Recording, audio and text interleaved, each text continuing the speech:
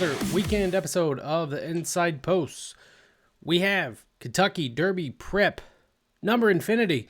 Feels like at Tampa Bay Downs, we have the Tampa Bay Derby, Grade 3 stakes race, 4 Kentucky Derby points on the line. However, for this Derby Prep, only 7 entrants draw in or have considered the Tampa Bay Derby as part of their path to the Kentucky Derby. So hopefully we don't get any scratches and this stays a pretty good field for Saturday. A lot of these horses look really good on paper and could blow away the competitors on this race. So it's kind of up in the air right now. Couple favorites, a couple long shots to take into consideration as well. So we'll go through the field giving you our best bet, next up contender, and a long shot for the Inside Post pick of the day. Number 1 on the rail, we got Owen Almighty, Brian Lynch, Irad Ortiz gets them out on this one. Comes out on the Sam F. Davis and the Iroquois, 2 tries back. Kind of some average, consistent speed figures that we see with Owen Almighty. I like that we get Irad yet again on this one. Will not have to run against the likes of Jonathan's Way or John Hancock, who's beaten out this horse previously. Kind of like the rail ride that we could see here with Irad and some early speed. We've seen that happen a lot in these Derby preps. Outside the last 2, we've seen closers in Sovereignty and Journalism actually run down horses that have been on the lead. So we'll see if Owen Almighty can go out early and kind of steal this one, as this one is probably one that's going to want the pace or sit off the pace if he needs to. Like he did in the Pasco, but was disqualified. So we'll see as far as what Irad decides to do with this horse. It's always tough coming in, what the trainers are going to do, if they're going to switch up tactics or anything like that. Interesting to see how the track plays as well for some early speed horses. But definitely this one has some experience, has some pretty consistent speed figures, and has the speed to run on the front end as well. Has some good bullet workouts in the past, so we'll see if this one's in form. Another one, like I said, this one's it's like a pretty loaded field, but a small loaded field. All these horses can run. It's just kind of who lines up the fastest and whose day is it to be the fastest. Number 2, the 8-5 morning line favorite, 1 of 2 for Chad Brown, and here is Chancer McPatrick. Haven't seen this horse since the Breeders' Cup Juvenile out at Del Mar, going a mile and a 16th, where he finished a dismal 6th in here beside Citizens Bull, Gaming, and Hill Road. Hill Road being another contender that he will have to kind of run down and beat in here. So, Chancer McPatrick looks to be a horse that wants to come from off the pace. So we've seen it happen with Journalism and Sovereignty horses that were able to come from off the pace or sitting outside the pace and be able to run down the front runners. Will we see the likes of that here? It's kind of a big unknown right now. Should have some speed to run into. It's just, can Flavion Pratt push the button like he did in the Champagne to rocket Chancer McPatrick to the front? The horse looked phenomenal coming out of the Hopeful, coming out of the Champagne. Going into the Juvenile, I think the horse was maybe the second choice in there, and just kind of had a disappointing day. Comes off a big layoff. From that, we've seen horses come off layoffs and run big, like Sovereignty did. So we'll see if Chancer McPatrick kind of runs back to that form back in the Champagne and the Hopeful. He's already a multiple Grade 1 winner. So here is kind of a little bit of a class drop coming into a Grade 3, but it's still horses that are running for Kentucky Derby points. A lot on the line and a lot of horses that have kind of have some fresher legs underneath of them. The workouts look phenomenal in the past 2, March 1st and February 23rd. Really good works for the day. 4 out of 68, 2 out of 48, both going 4 furlongs, both running them in 48 and 4. So really consistent on the side of the workouts for Chad Brown. The Sire McKenzie looks phenomenal as well. This is a big purchase horse, $725,000 for this colt. So the money's there. They just kind of got to figure things out. We'll get blinkers on, I believe, for the first time. So that changeup always could help out some younger horses. So we'll see when Chad Brown puts the blinkers on. I think it's like a 29% is where he's hitting at. The other dangerous Chad Brown is going to be Hill Road. Tyler Gaffleone gets the first time mount on this quality road 3-year-old. This one will too get blinkers.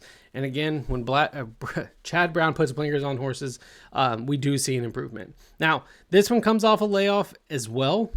This will be first time trained by Chad Brown, previously trained by Adrian Murray in the Breeders' Cup Juvenile. So it comes in here for the Chad Brown for the first time. But I believe this one has been working alongside Chancer McPatrick, and Patrick looks obviously a little bit better on the workouts. But anything can change. It's get Tyler Gaffalione for the first time. Jockey changes always kind of play a big role into these Derby preps and can kind of be sneaky. This one is a big time closer. In here for Chad Brown, as you can see, late speed 128, came from way off the pace in the juvenile and was kind of thereabouts behind Citizens Bull and Gaming. So we'll see. It should have some speed to run into, but this one, the way it kind of goes back a ways, may find some trouble getting to the front late. For Brodeur, Mark Cass, Jose Ortiz gets them out for the first time on this one. Speed figure's a little bit slower in here for this horse. It's 15-1 currently from some of the top runners. However, it does have 2 wins. It looks like over a wet, fast, and muddy track. So if we get any type of off track down in Tampa, Brodeur kind of has that edge in here. Has the edge as well as kind of fresh legs. Another one with some big early speed out on the front end, who could maybe give a go with Owen Almighty, the challenge for that lead early on in this race. Number 5, Filoso, Chad Summers, Dylan Davis. It's kind of been quiet, Dylan Davis has, in some of these prep races or these big days. So we'll see if he can kind of figure things out as well. We'll get back aboard this horse. Broke the maiden with this horse. I believe they were at Saratoga back in August. Another one coming off a really chunk of a layoff. November 30th, the Kentucky Jockey Club, I believe, is where this horse was last raced. Beat out by First Resort and Jonathan's Way. So we see this one kind of running back as well. We'll get blinkers on for the son of City Light, owned by Gold Square LLC. The speed figure in that one was off. Obviously, we see these horses now. They're a little bit older. They're a little bit seasoned. They've had a couple more workouts. They kind of worked out the kinks, hopefully. So I can see this one running a little bit better than his odds right now of 15-1. 6, Naughty Rascal, Gerald Bennett, Sammy Camacho. We'll get the mount in here. Another one comes out at Sam F. Davis, finishing a disappointing 6th.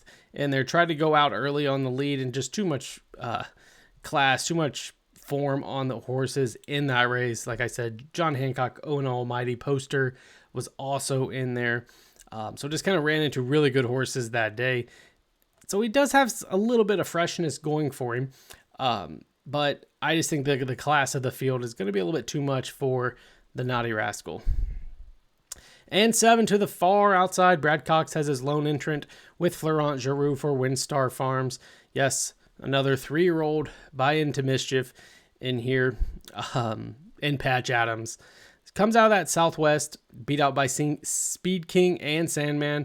Ran 4th to those 2 that day, and we saw what they were capable of. So we'll see if the Southwest holds true. Having a lot of horses, that have hit the Derby Trail and have ran really well out of that Southwest. So we'll see if Patch Adams can kind of fold up in here and run a big one. Does have, like I said, the fresh legs, doesn't really come off a big layoff like some of the Chad Brown horses coming from the juvenile. The speed figures look good. If he can go back to that maiden breaking 98 speed figure that he pulled off, was pretty impressive. At Churchill Downs, I believe he did go 7 furlongs. So we'll see if this one's better at sprinting or if the mile and 16th is really going to suit him. He gets another crack at it. He was favorited in that Southwest. I believe if you go back and look, even in the notes, it says that he bobbled, made a mid move, and then kind of flattened out. So this one definitely wants the lead, did not come out of the gate so well. So it shouldn't have any problems on this, not really far outside, but outside gate position of 7. Patch Adams definitely should get a little bit better of a gate break. Jockey change news. Florent Giroux, like I said, will come aboard this one. Flavion Pratt goes back to his in Chance or McPatrick. So as of now, we are giving the edge to Patch Adams as our top pick in here. A little bit of, I don't know, a stretch, I guess, going a mile and 16 for the second time. But we kind of like the freshness that he has. He has a start off a pretty good layoff compared to some of the other horses. And he just had a bad start in that Southwest. I mean, he was heavy favored. He's been heavy favored in all three of them. He's probably going to be close to favorited in here as well. I just think worth giving this one another shot, and 2-1 is pretty good value on this horse. Again, coming off of a pretty good race in the Southwest. If we can just figure out the bobble at the start, fix it, definitely one that should be able to go really well in here with some high-class speed figures.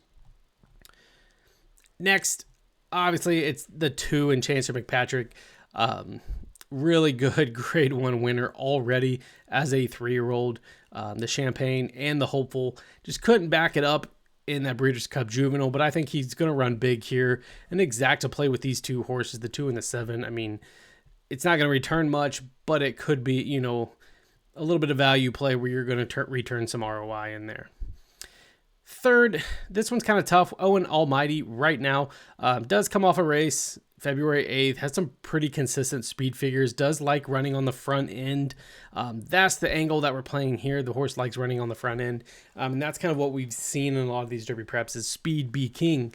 So we're just going to use this one as kind of a tactical position just because the speed, the rail, and we get Irad Ortiz at 5-1.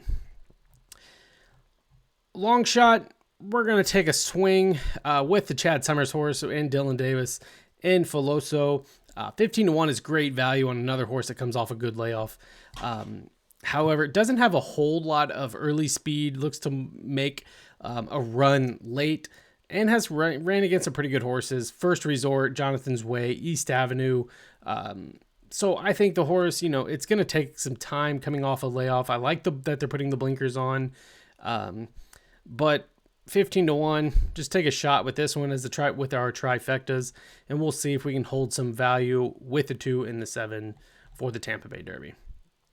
Thanks for watching. Make sure to go drop a comment down below your pick for the Tampa Bay Derby. Give us a like and a subscribe.